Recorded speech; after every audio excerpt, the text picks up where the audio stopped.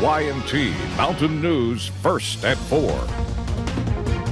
Good afternoon, I'm Connor James. First at 4, a group in Manchester is turning talk into action. Fed up with decaying buildings and unattended flower beds and sidewalks, they're working to be the change in the town they want to see. WYMT's Will Puckett has more on the hope they are bringing to this Clay County town.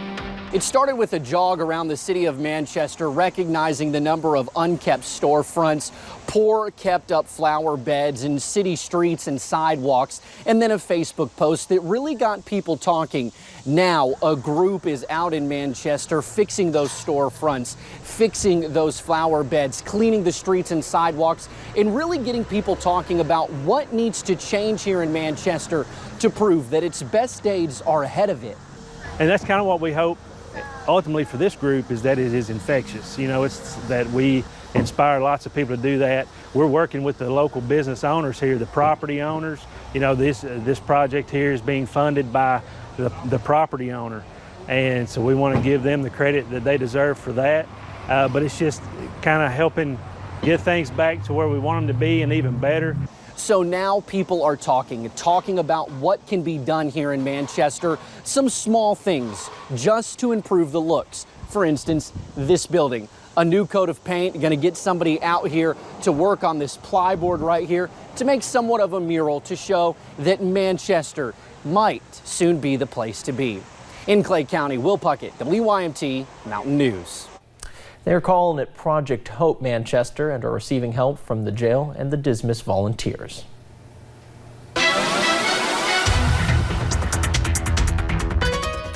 It has been another hot day here in the mountains. We've seen plenty of sunshine, but soak it in while you can, because we're going to see some changes over the next couple of days. Let's go ahead and take you to a few of those cameras. Interstate 64 in Moorhead. You can see plenty of sunshine over there. A few clouds here and there, and our Stonecrest cam just stopped working for the moment, but we'll go ahead and take you to satellite and radar, where we've just seen those isolated rain chances throughout the day, but most of us have been on that drier side. We'll go ahead and scan the skies now, where we're seeing just a few of those pop-ups down into parts of Harlan County, a little bit into Breathitt County as well, and a few over there in Jackson. But check out those temperatures. They're not friendly. Those low to maybe even mid 90s, showing a 95 in Hazard and in Richmond, 94 in London, 93 in Jackson.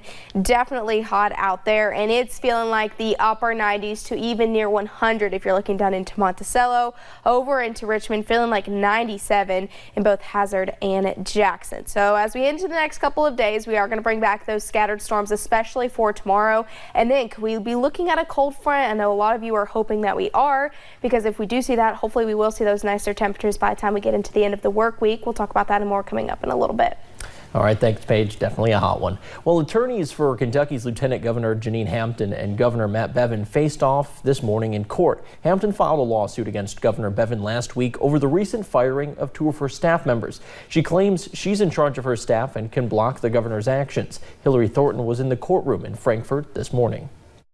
Well, this lawsuit getting its first hearing in front of a judge here in Franklin Circuit Court. Attorneys for both sides going back and forth explaining their beliefs. Ultimately, no decision made by the judge today. Lieutenant Governor Jeanine Hampton in the courtroom asking for what she says is mostly a matter of common courtesy.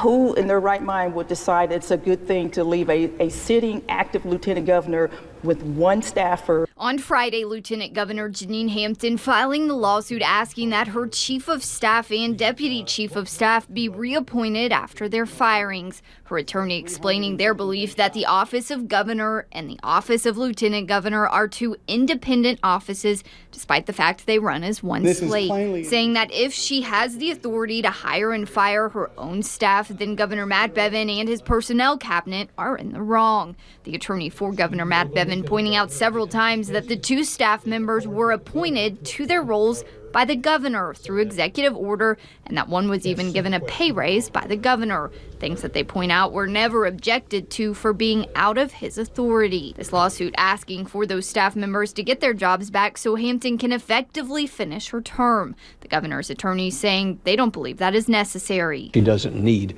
2 additional staff. She has limited statutory and constitutional obligations. Judge Shepard closing today's hearing by asking that both parties involved simply get together and try and work out this disagreement outside of the courtroom. For now, in Franklin County, Hillary Thornton, WKYT. Now, Lieutenant Governor Hampton says despite all of this, she does support Governor Bevin in his re-election effort. Well, officials with the Big Sandy Regional Detention Center in Johnson County invested in a new device to cut down on contraband. Employees are using a $185,000 body scanner along with strip searches, plus Administrator Byron Hansford says they also plan to implement new training sessions with employees to make sure nothing slips by due to human or computer error. The body scanner's nice, but we got to go back to the old way of doing things and try to prevent that stuff from getting into the jail. Hansford says this increase in searches comes after employees have recently found contraband within the jail. Later at 5:30, we'll take a look at how this all works. Well, a missing Indiana girl is now back home and safe after being found in Arkansas. Police had issued an Amber Alert after she went missing. 16-year-old Madison Edelman went missing Saturday morning. Her car left sitting at an intersection not far from her home. Edelton's mom's belongings were in the car, and one of the windows was cracked. Police issued the Amber Alert, saying they believed she could be in extreme danger. Her mother says she cannot wait until she's reignited with her daughter. The most amazing moment ever. Like, awesome, beautiful to hear her voice. We all just start crying and are happy, and I just can't wait to hug her.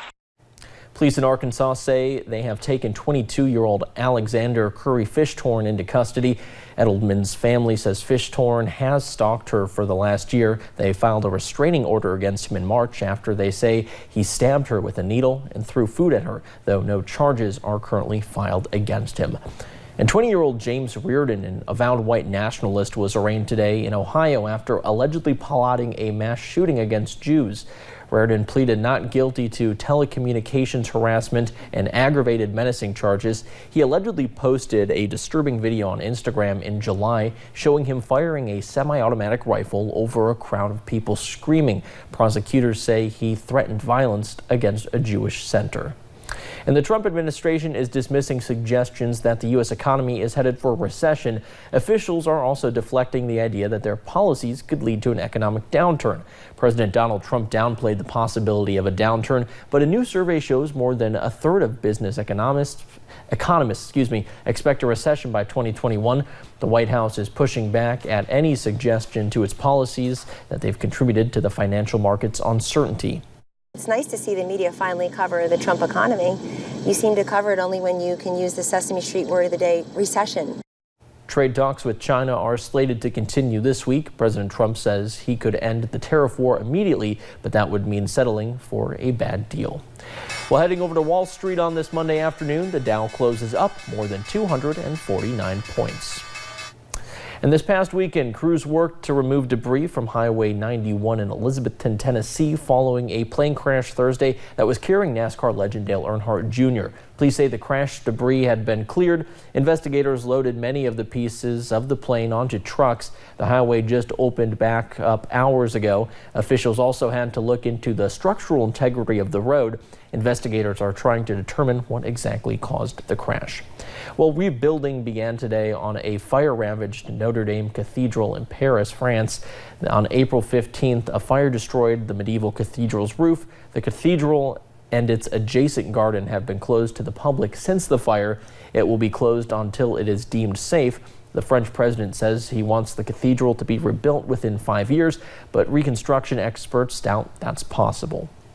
Well, straight ahead on First at 4, a recently returned body of a Korean War veteran is driving home how important a book written by a Wisconsin Korean veteran is. And a cool down is on the way as showers and storms increase throughout the work week. We'll talk about those rain chances coming up.